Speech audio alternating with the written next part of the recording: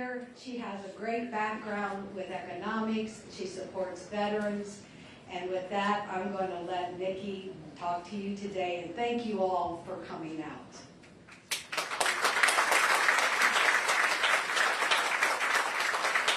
Thank you so much. It's a good Saturday morning here in Iowa.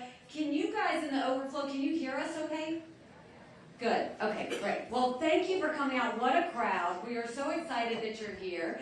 So we got back to Iowa. I think we've done over 45 events here so far, and get used to this face. I'm going to keep showing back up. But yesterday, I was driving a combine, and I got to tell you, I was good at it.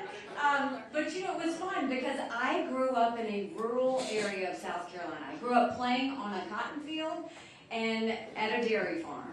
And so when I see rural Iowa, it reminds me of where I grew up. But I'd never driven a combine before. I'd driven a simulator, but I've never driven a combine. And we didn't hurt anything. So we're still okay. So I'm going to tell you a little bit about myself, then we're going to talk about the country, we're going to talk about how to save her, and then we are going to open it up for any questions you have. So there's nothing I won't answer. You may not like my answer, but there's nothing I won't answer. But we'll speak some hard truths there. Like I said, I was born in a rural area of South Carolina, 2,500 people, 2 stoplights. You couldn't think about doing something wrong without somebody already telling your mom. But it was a great place to grow up. My mom started a business at the living room of her home. 30 plus years later, it was a multi-million-dollar company. I started doing the books for the family business when I was 13. It wasn't until I got to college that I realized that was child labor.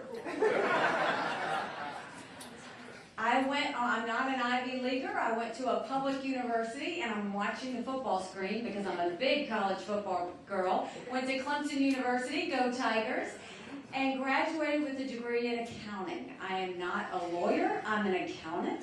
Accountants are problem solvers. And then I went and worked in the corporate world for a while. And I came back home to the family business. And one day I happened to be telling my mom how hard it was to make $1 and how easy it was for government to take it. And my mom said, quit complaining about it, do something about it. I did not know you weren't supposed to run against a 30-year incumbent in a primary. Truly. I had never been political before, ignorance is bliss, but once I realized he was related to half the district, the only option was to win. So we went around the district and said, look, we've got way too many lawyers at the State House, I think they need a really good accountant. And the district took a chance on me and we won. And when I got to the State House, I immediately got to work. And South Carolina would pass votes mostly on a voice vote. All in favor, say aye, all opposed, nay, the ayes have it. But one day, they passed a bill that would give legislators a pay raise. All in favor, say aye, all opposed, silence, the ayes have it. Yet to this day, you can't find anyone that says they voted themselves a pay raise. And I was furious. We had a Republican House, a Republican Senate, and a Republican governor. And I filed a bill that said anything important enough to be debated on the floor of the House or the Senate is important enough for people to know how their legislators voted.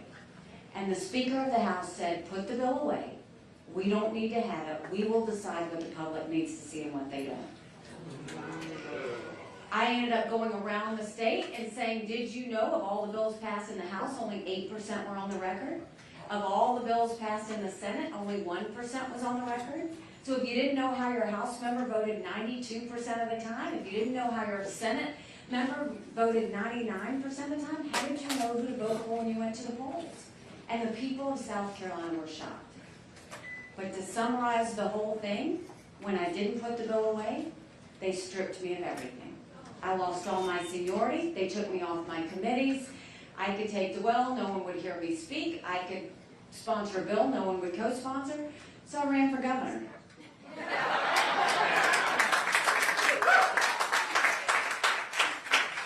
And I'm proud to say that now in South Carolina, one of the first bills we signed is now anything debated on the floor of the House or the Senate voted on in the House, or debated in the House or the Senate, now requires a legislative vote on the record. And we took it a step further, we did it on every section of the budget. And I love music, so on the day of the bill signing, we blasted throughout the State House. Pat Benatar's Hit Me With Your Best Shot.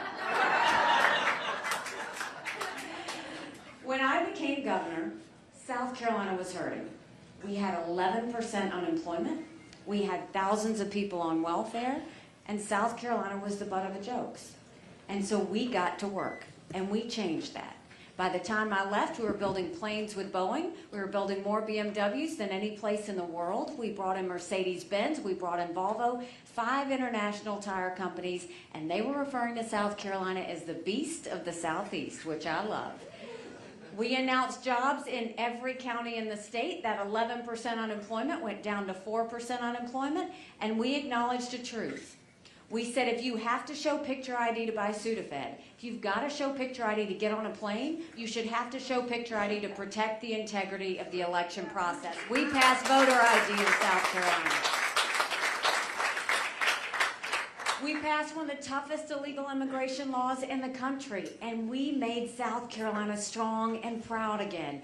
So by the time I left, we were named the friendliest state in the country, the most patriotic state in the country, and the #2 state in the country people were moving to.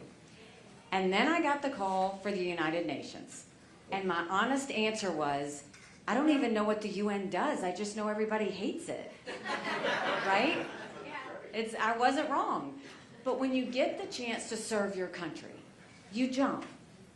And so when I got to the UN, I wanted countries to know what America was for and what America was against. I didn't care if they didn't like me, but I wanted them to respect America.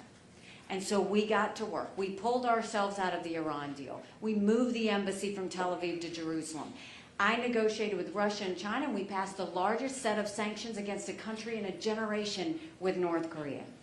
But the biggest thing that we did, the most important thing that we did, was we took the kick me sign off of our backs, and America was respected again at the UN.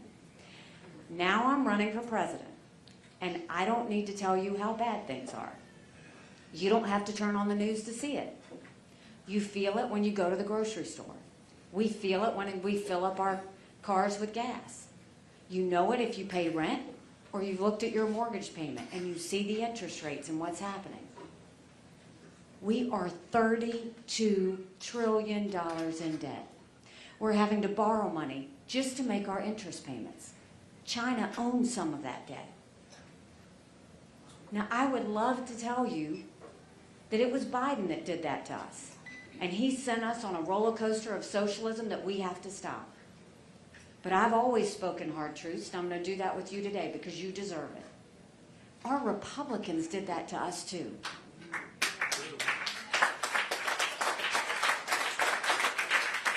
You go look at that $2.2 trillion COVID stimulus bill that they passed with no accountability. It expanded welfare that has now left us with 90 million Americans on Medicaid, 42 million Americans on food stamps. And did Republicans try and make it right? No, they opened up earmarks for the first time in 10 years, pushing through 7,000 of them last December. Want to know how they spent your money? $30 million on an honors college in Vermont, $10 million to tear down a hotel in Alaska, $7.5 million on a courthouse in Colorado, and the list goes on. And the 2024 appropriations budget came out. Get ready for this. Republicans have put in the budget $7.4 billion worth of pet projects and earmarks. Democrats put in $2.8 billion. You tell me who the big spenders are now. All while 1 in 6 American families can't pay their utility bill, 60% of Americans are living paycheck to paycheck, 50% of American families can't afford diapers. Think about that. It's completely tone deaf. Social Security is going to go bankrupt in 10 years. Medicare will go bankrupt in 8. You look at our education system, everybody wants to blame COVID for education. We had problems with education way before COVID. Pre-COVID, 67% of 8th graders in our country were not proficient in reading or math. Think about that. A couple of months ago, it came out that over 80% of 8th graders aren't proficient in history or civics. And now, a couple of weeks ago, they say our 13-year-olds are scoring at the lowest levels in reading and math that we've seen in decades. Something's got to give. Our kids deserve better. Yet everybody's focused on biological boys playing in girls' sports. My daughter ran track in high school. I don't even know how I would have that conversation with her. How do we get our girls used to biological boys in their locker rooms? You can't. Ladies, you're not ready for this. Johns Hopkins came out with the definition of a woman. Want to know what it was? A non-man.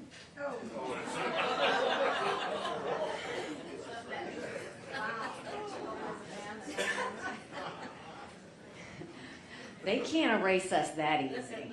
We will go kicking and screaming. It's an issue.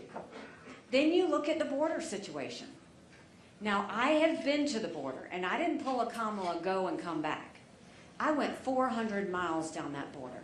You're not ready for what I saw. Mounds of clothes, mounds of shoes, paraphernalia, rape areas that the women and girls have to walk through. When you get up in the morning, you get your coffee and you watch the news. When these ranchers get up in the morning, they get their coffee and they go see if anybody died crossing the fence. They pick up whatever little kids were left behind and turn them over to Border Patrol. I met with multiple sheriffs. They said before 7 a.m. they round up whatever illegal immigrants they can find. They turn them over to Border Patrol. Border Patrol documents them and releases them until their court date years from now. And when I asked Border Patrol about their job, they said, you want to know what we do? We're glorified babysitters. They don't let us do our job. 5.5 million illegal immigrants have crossed that border. We've had enough fentanyl cross the border last year that would kill every single American. Number one cause of death for adults 18 to 45, fentanyl. And don't think for a second China doesn't know what they're doing when they send it over. And then I'm going to ask you a question. My parents always taught me, you take care of those who take care of you. I'm going to ask you if we're taking care of those who take care of us. Right now in America, 33,000 veterans are homeless.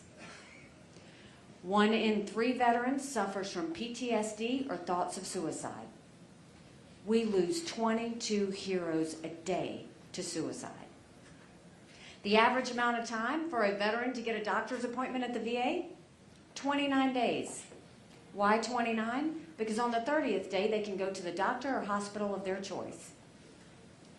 So midway through the 29 days, they get a call to reschedule, and the cycle starts all over again. It's shameful. Now, every one of those issues, I just told you, Congress could have dealt with those, right? If they wanted to, Congress could have dealt with those. But I'm going to ask you, what has Congress done for you lately? Nothing.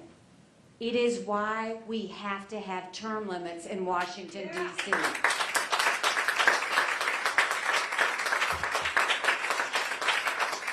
They don't know when to leave, and it is time for them to be gently pushed out, right? And that's the second reason why I think we need to have mental competency tests for anyone over the age of 75. Now listen, I'm not being disrespectful when I say that. You could do it for anyone 50 and up, and I would be fine with it. The point of that is, you can have a lot of really strong, effective 75-year-olds, right? And then you've got Joe Biden. These are people that are making decisions on our national security. These are people making decisions about our economy and our children's futures. We need to know they're at the top of their game. That's why we need that. It's not being disrespectful. So I've told you a lot of bad things, right? It's hard to find anything good. But now I'm going to tell you what I told South Carolinians when I became governor. No more whining. No more complaining. Now we get to work. How do we fix it? When it comes to the economy, let's claw back the $500 billion of unspent COVID dollars that are out there. When it comes to, instead of 87,000 IRS agents going after middle America, let's go after the hundreds of billions of dollars of COVID fraud that exists. 1 out of every $7 was fraudulently spent. If 8% of our budget is interest, quit borrowing. Cut up the credit cards. You have to balance a budget every day. I had to balance a budget as governor. Why is Congress the only group that refuses to balance a budget?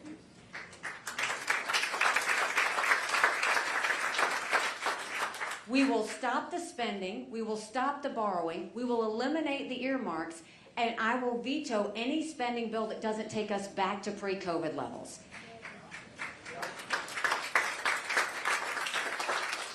And we will start looking at the federal government and all those programs in the federal government. We're going to send those down to the states. Let the states spend that money the way they need to spend it. We need to reduce the size of the federal government. When I was governor, presidents meet with their governors once a year. When I'm president, I'll meet with my governors once a quarter with the sole goal of showing them how those programs can be sent down to the states. It will reduce the size of the federal government, but it will empower you and the people in the states to decide how best to do that. We'll become more efficient, we'll become more effective, and we'll get our debt down, and we'll start with making sure our inflation goes away. I'll also tell you, when it comes to education, in South Carolina, we knew if a child couldn't read by 3rd grade, they were 4 times less likely to graduate high school. So we started holding our kids back. We put them in reading remediation programs. We brought in their parents, and we set them up for success. We've got to do that all over our country to get our kids reading again. We have to make sure our kids can read. And no parent should ever wonder what's being said or taught to their child in the classroom. We need complete transparency in the classroom. As parents, we have one job, and that's to get our children right. We have to make sure we set them up for success. And that's why parents should be able to choose which schools their children go to. Every child deserves a good education. No child should be mandated based on a zip code or where they're born and raised. And then let's really focus on building things in America again. Let's put vocational classes back in our high schools. We had apprenticeships in South Carolina. We taught our kids how to build the things we were making in South Carolina. Let's do that all over the country and get our kids invested in our economy. That's how we'll get our kids back on track. And let me tell you, for all of you girl dads, and for all of you moms that know this, strong girls become strong women. Strong women become strong leaders. We need to raise strong girls in this country, and that doesn't happen with biological boys and girls first. And when it comes to the border, we'll take what we did in South Carolina, but we'll go further than that. We will do a national E-Verify program where businesses have to show that everybody they hire is in this country legally. We will defund sanctuary cities once and for all. We will make sure that we go back to the Remain in Mexico policy because nobody wants to remain in Mexico. Instead of 87,000 IRS agents, let's put 25,000 Border Patrol and ICE agents on the ground and let them do their job.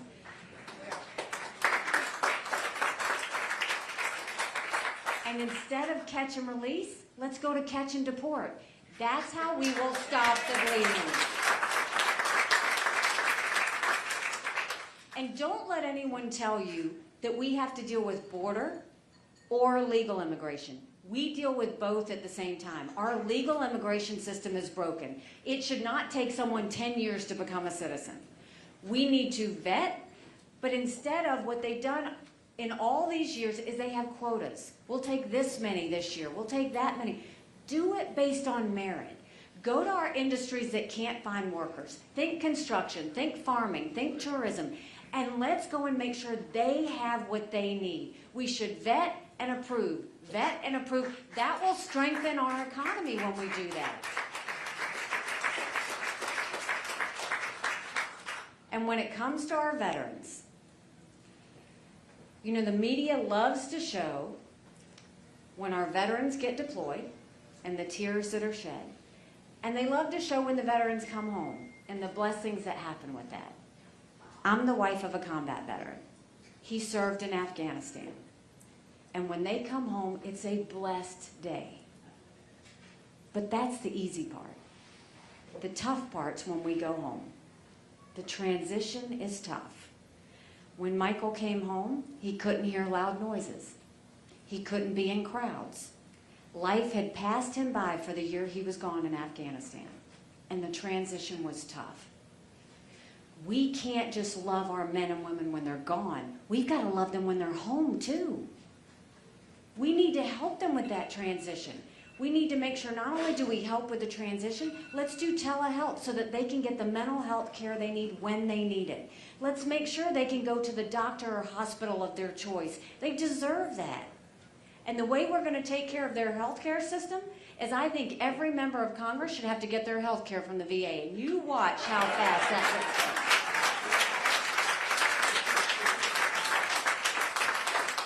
looks. It'll be the best health care you've ever seen.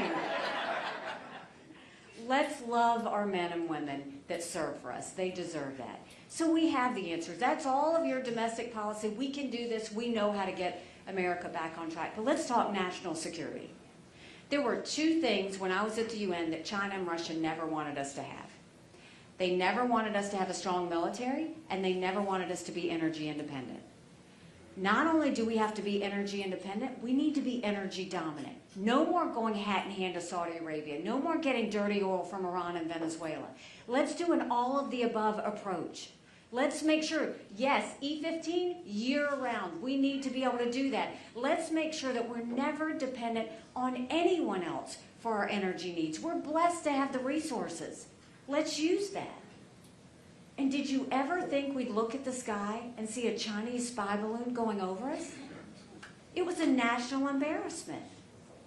You've got Russia invading Ukraine. You've got North Korea testing ballistic missiles. You've got Iran building a bomb. You've got China on the march. But make no mistake, none of that would have happened had we not had that debacle in Afghanistan.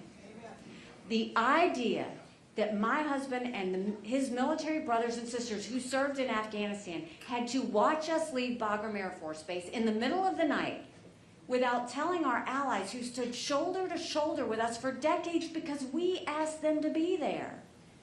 Think about what that told our friends. More importantly, think about what that told our enemies.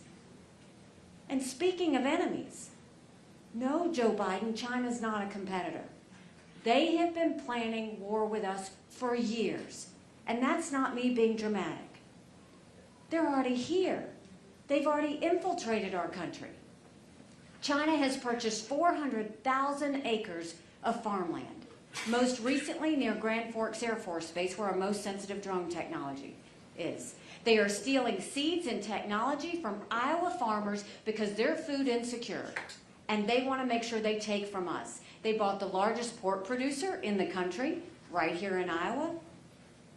They're putting millions of dollars in our universities, stealing our research, and spreading Chinese propaganda. We are looking at the fact that lobbyists, foreign lobbyists, are using Chinese companies to lobby our members of Congress to get what they want. We've had enough people die of fentanyl, more than the Iraq, Vietnam, and Afghanistan wars combined. 75,000 Americans alone last year. 90% of law enforcement drones are Chinese. So you got upset when a Chinese spy balloon went over. We've got many spy balloons all over this country watching what we're doing and capturing that data. You look at the military, they continue to build up their military, and they've gone at a fast pace. They now have the largest naval fleet in the world. They have 350 ships. They'll have 400 ships in 2 years. We won't even have 350 ships in 2 decades. They're doing space, they're doing cyber, they're doing artificial intelligence. They've developed hypersonic missiles. We've barely gotten started.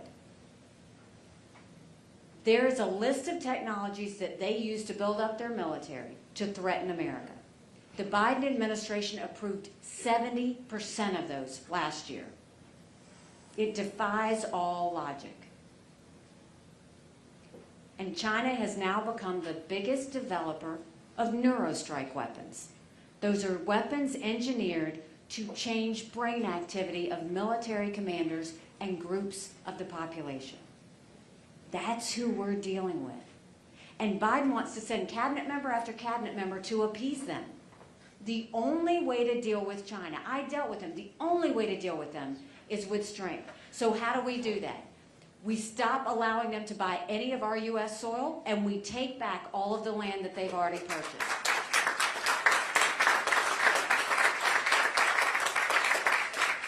We go to our universities and we say, you either take Chinese money or you take American money, but the days of taking both are over, and we get that Chinese infiltration out of our universities.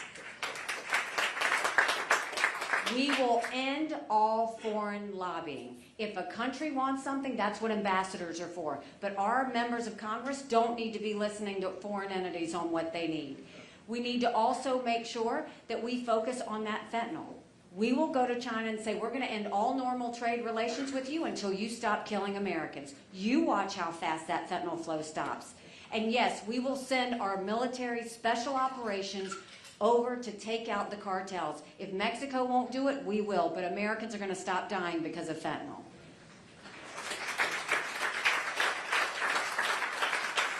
The list of technologies we don't want them to have, don't let that be suggestions. Make that a blacklist. Stop sending that to them. And when it comes to our military, let's build up and strengthen our military. Strong militaries don't start wars. Strong militaries prevent wars. But that doesn't mean throwing a bunch of money at the Department of Defense. That means you tear down the bureaucracy and all of that red tape that's slowing it down. That means we modernize. The next war is not going to be land, air, sea. It's going to be land, air, sea, cyber, space. We have to make sure that we're focused on all of those things. Artificial intelligence. That's how we'll get things strong again. But I will tell you what's not working for our military. We've got to stop these gender pronoun classes. It's demoralizing our military members. And yes, that war with Russia and Ukraine, it matters. And why does it matter? Because a win for Russia is a win for China. Don't ever forget, before the Olympics, China and Russia held hands and named themselves unlimited partners. A couple of months ago, when the Russian plane shot down the U.S. drone, President Xi showed up in Russia to hold hands again, to solidify that.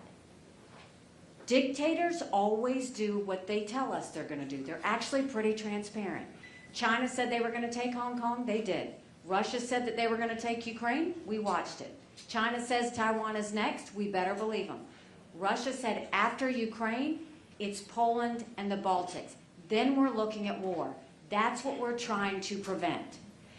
When you look at what we've done, I don't think we should give cash to Ukraine. I don't think we should give straight up cash to any country. I don't think we give cash to Ukraine. I don't think we put troops on the ground. But I think we make sure we work with our allies to give them the equipment and the ammunition to win. The U.S. has given only 3.5% of our defense budget towards that war with Russia and Ukraine.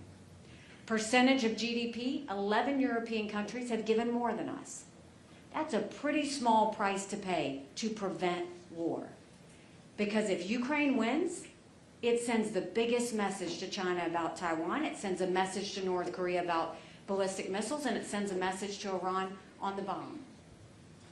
If Russia wins, then my husband and all the other military family members are going to war. We don't want that.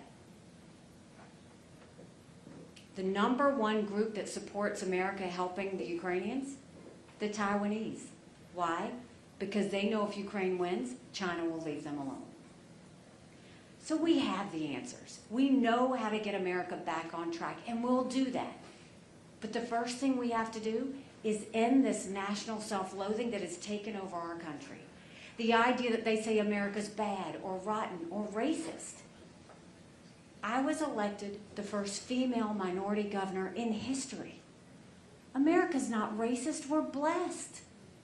Our children need to know to love America. They need to be saying the Pledge of Allegiance when they start school every day. You know, I dropped my husband Michael off a couple of months ago at 4 a.m. for another year-long deployment. And I watched him and 230 soldiers pick up their 2 duffel bags of belongings to go to a country they've never been, all in the name of protecting America. They're willing to sacrifice their lives and their families because they still believe in this amazing experiment that is America. So if they're willing to fight for us there, shouldn't we be willing to fight for America here? Because we have a country to save.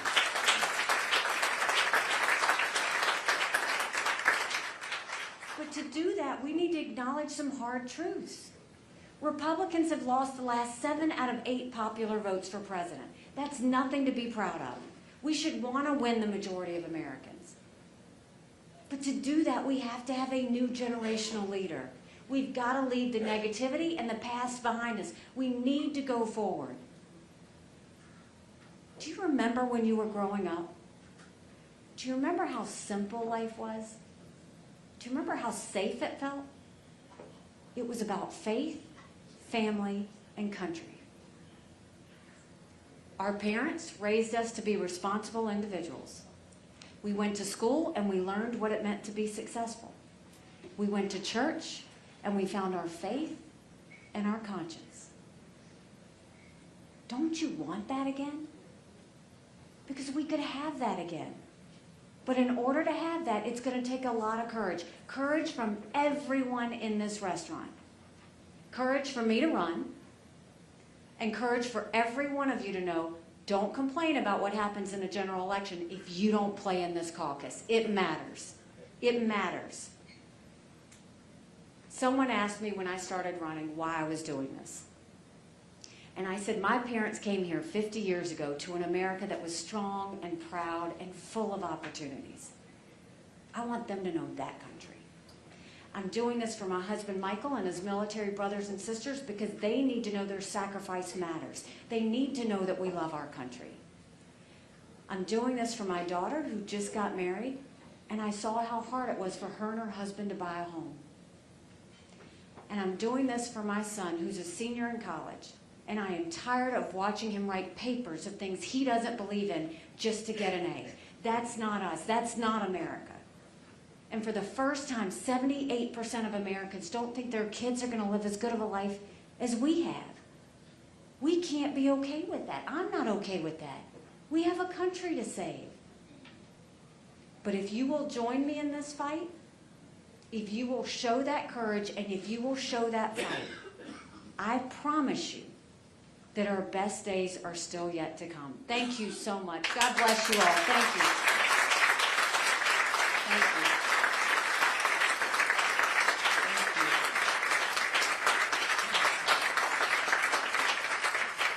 you. All right, y'all have been so kind to listen to me, so now we're going to listen to you. Andrew has the mic. Raise your hand. There is nothing I won't answer, so if you're thinking it, 10 other people are thinking it too. So now, okay, so what happens to all the illegal immigrants that have come in thus far? What is your plan for them?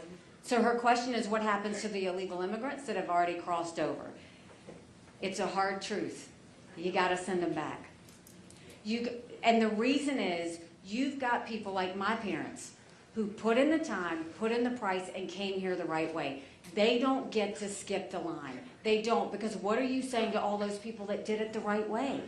They've got to go back, and they've got to process and come in the right way. It's not that we don't welcome them, but we're a country of laws. The second you stop being a country of laws, you give up everything this country was founded on.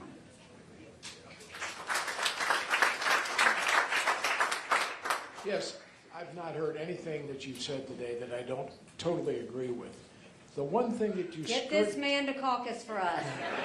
the one thing that you've skirted around just briefly is the fact that the academic community in the United States is the greenhouse for the policies and the leaders that are guiding us today.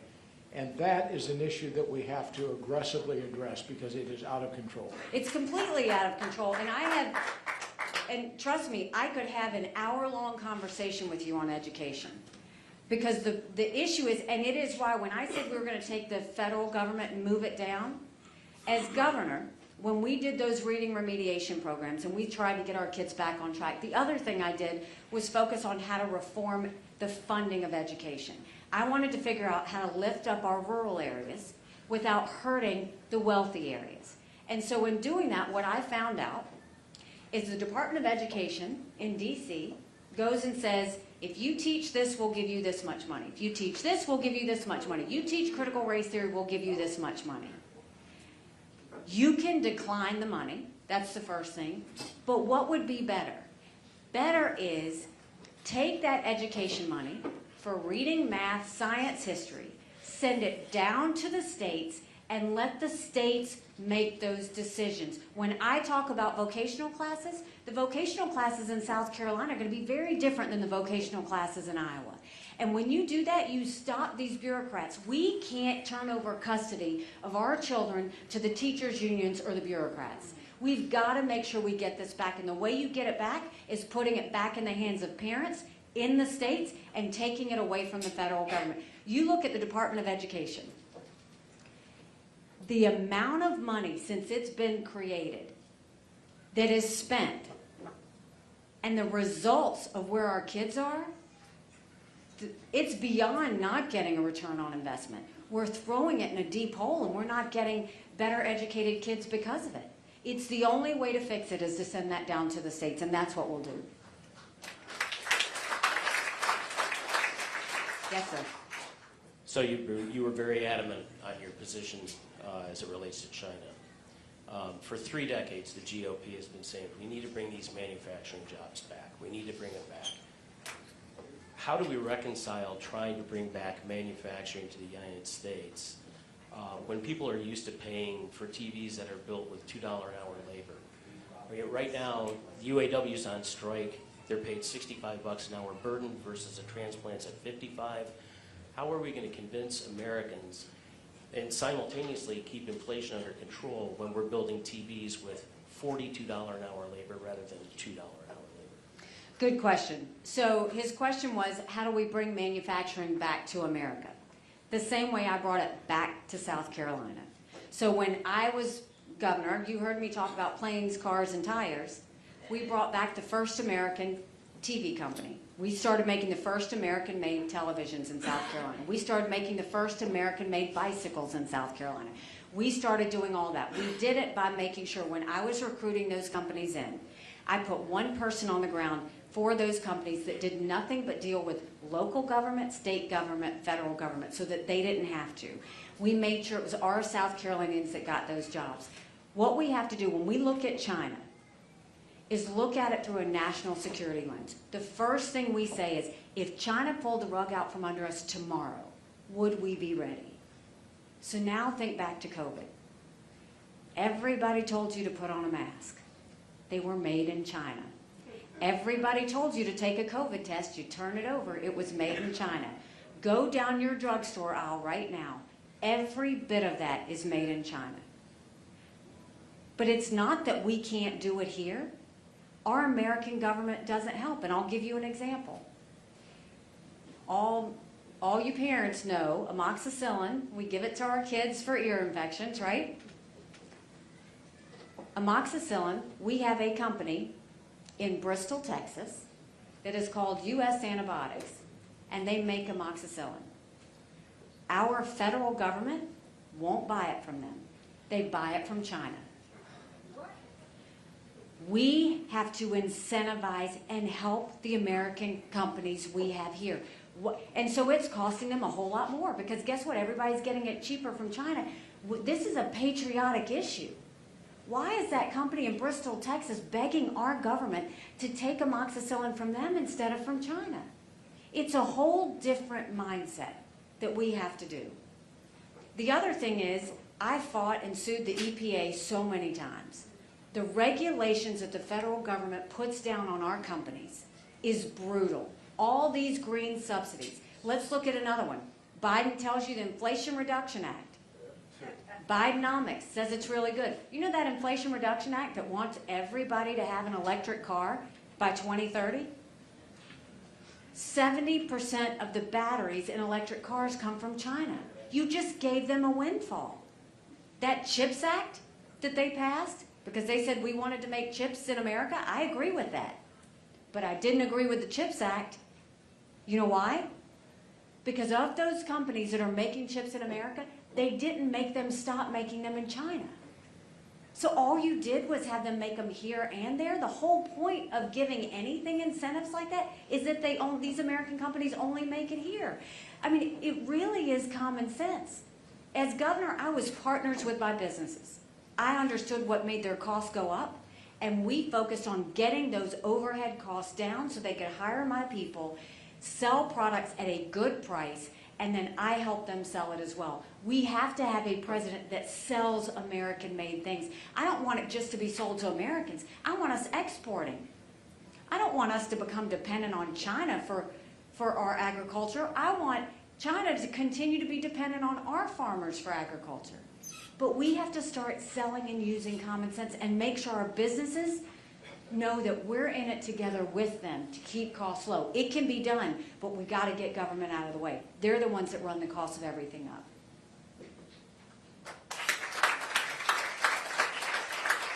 I wanted to ask you quick about energy independence. So I fully agree that that's critical. But the most independent and secure energy is what we produce in our backyard. Iowa has both is both in the top 10 for renewable energy and in the lowest 10 for utility rates. What is your plan for fossil fuel versus renewable energy? There's no reason we can't do it all, and we should. You know, everybody wants to talk about how we go, and I'll especially say for the younger generation, because y'all care a lot about the environment, and you're not wrong in doing that, but we all care about the environment. We want clean air, we want clean water, but let's do it the right way. When you look at that transition, don't force it by making everybody get electric cars by 2030. Do it in a transition that's smart. If we can use our soybeans and corn to do something like that, look at the magic that created when that happened. So let's encourage it. It's the innovation that does that. When you fall on innovation, when you allow that to meet our energy needs, that's when you're not energy independent. I'm not satisfied with that. I want to be energy dominant.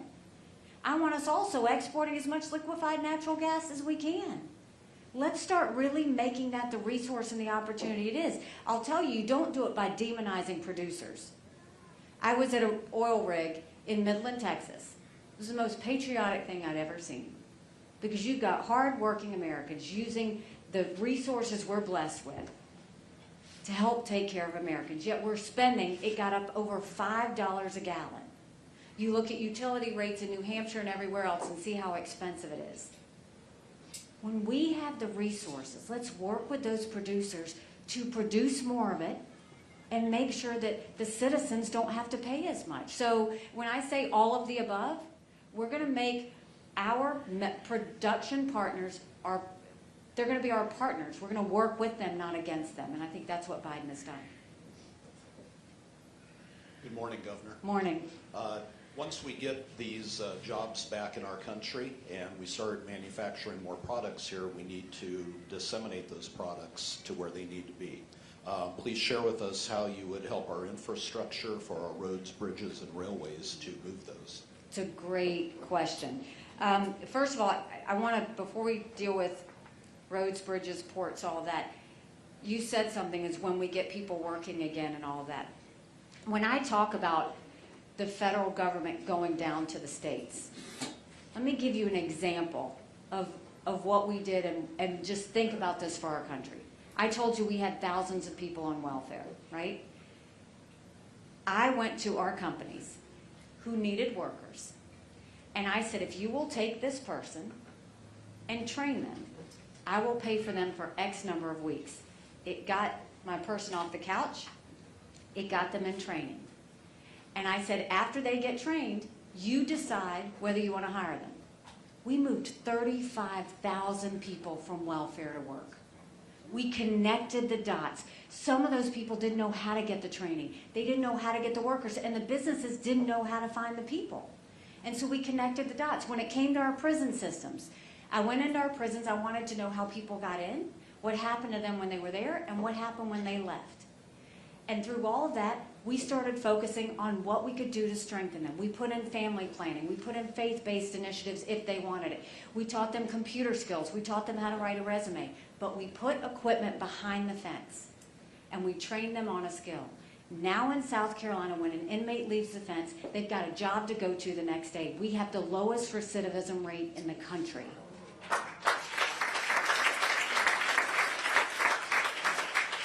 Our goal is to lift up everybody, not the easy group to lift up. When you lift up the least of these, that's when you're really bringing that American spirit back to what we want.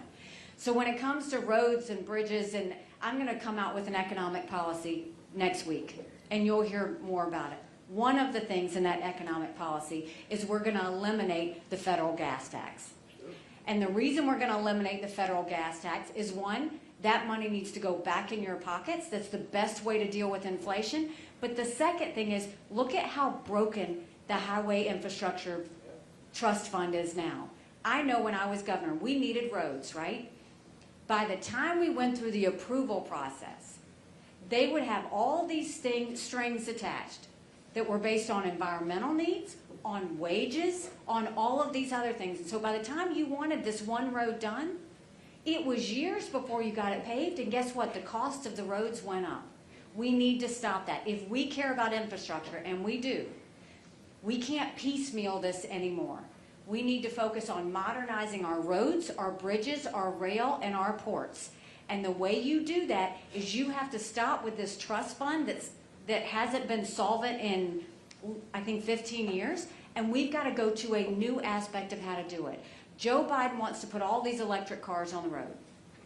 Some of you may have electric cars. We don't have the infrastructure to manage them. And it's not just the charging stations. Yes, the charging stations are one thing, but you know what the other thing that everybody should be worried about? Electric cars are heavy. If everybody turned around and started driving an electric car by 2030, our roads and bridges couldn't hold the weight. That's a fact. So we need to start focusing on not 4 years or 8 years. Let's focus on 10, 20, 30 years out. What's our infrastructure going to look like? Let's modernize it. Let's come up with a plan. Right now, that Highway Trust Fund gets a bailout from our tax dollars because they can't cover the needs. But they're the ones that are costing so much and making it last longer. So not only are we going to eliminate the federal gas tax, but we're going to create a whole nother system so that there is a plan. And guess who decides what roads, where they go, and all of that? The states. The states decide. You don't need DC telling you what roads you deserve to build and not. You need the people in the state to say which one has the highest traffic. What do we need to do? And let them decide. We'll save a lot of money and we'll modernize our infrastructure in the process. Man, we have time for one more question. Oh, one more. Make it a great one. Okay, Ambassador Haley, thank you for talking about all the issues. What would your priority be day one when you're president in trying to fix what's going on wrong with the country? Bless you. It's a great question. I mean, the first thing is people always think you're going to jump into legislation. And that's not the first thing you do. And I'll tell you, because I did this as governor and I'll do it as president. The first thing you do is control what you can control. And that's your agencies. So when I went into as governor of South Carolina, I replaced the head of every agency. And then I sent people into every one of those agencies to clean it up. Clean up old programs, clean up the bureaucracy, get rid of problem children, all of that. In some cases, we tweaked agencies, and in other cases, we gutted agencies. So think of our intelligence agencies, our Department of Justice. There's multiple agencies we need to really clean house with and gut. Department of Education, those are ones you just clean it up. Then we went and said, we gave them benchmarks. Every 90 days, they had to accomplish certain benchmarks to prove to the taxpayers that they were giving them a return on investment. After that, we looked at their spending. Agencies spend because they're worried they're not going to get the same amount the next year. So what we did was we called them out on it. We put all of their spending online so that everybody could see it. Because when I went into agencies, I had open closets, and it was towers of computers, towers of printers, paper that they spent just because they wanted to get the money the next year. And then we incentivized them to give money back to the taxpayers. And my agency started to compete to show the taxpayers who was more efficient, who was more effective. Just imagine if government worked for you again. Just imagine that. We will do that. That's the first thing you do. And when you do that, guess who notices? The taxpayers, yes. Congress notices. Because if you go and get fiscally responsible within the agencies that you have, guess what? Now it's their turn. And then we go and we say to them, we're going to do bottom-up budgeting. What do we have to have? Not what have you always funded. What do we have to have? Zero-based budgeting from the top up. And then you work it that way instead of them saying, well, we did this last year, oh, and we need more. No, we've got to reverse that cycle and make sure we fix it. And you set examples. So I'll give you an example. At the United Nations when I got there, my first week, when everything's swirling around and you're drinking from a fire hydrant, someone who worked for me at the U.S. mission of the United Nations, there's a U.S. mission there, one of the people got on the phone with the press and told them what my plans were. None of it was right. And I went to my staff and I said, I don't know who that is. Find whoever it is and fire them. You're never going to guess who it was. John Kerry's sister. I went and I said, I don't care who she is. I want you to fire her. They said, you can't. She's here for 6 more months. And I said, you take her key pass, you take her computer, and I will pay her to sit at home. And we paid her to sit at home. She did not come back in there. We didn't have anybody else at the U.S. mission try and do that again. You have to make examples. You have to set the tone. So the tone that I will set will not only get our agencies back on track, it will get Congress to realize that I'm a doer and they better be a doer. And then we're going to call out anybody, Republican or Democrat. If you're not doing right by the taxpayers, we're going to call you out. If you do right by the taxpayers, we're going to praise you. That's how we'll get things going again. That's how I did it in South Carolina. That's how we'll do it in the country. I want to thank you for taking the time to be with me.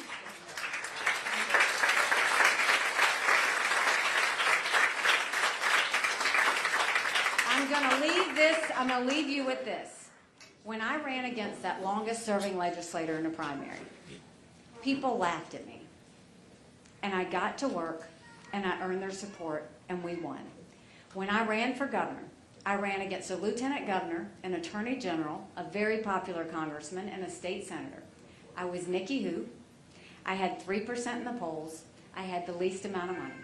But I worked South Carolina like no one else, and we won. When I got to the United Nations, they said I didn't have enough experience. And I got to work, and I took the kick me sign off of our backs. I have been underestimated in everything I've ever done. And it's a blessing, because it makes me scrappy. No one's going to outwork me in this race. No one's going to outsmart me in this race, because we do have a country to save. But I will say this. If you liked what I had today, go tell 10 people. Tell them to go to NikkiHaley.com. Tell them to volunteer for us. Tell them to caucus for us. Tell them to pitch in $5, $10, $25. I've got Billy on the ground. Billy, where are you? We've got people on the ground. If you want to caucus, go find them, and we'll make sure that we have you, and we'll fight the good fight. If you don't like what I've had to say today, shh. Just don't say anything and don't tell anyone you were here. God bless you. Thank you so much. I appreciate it.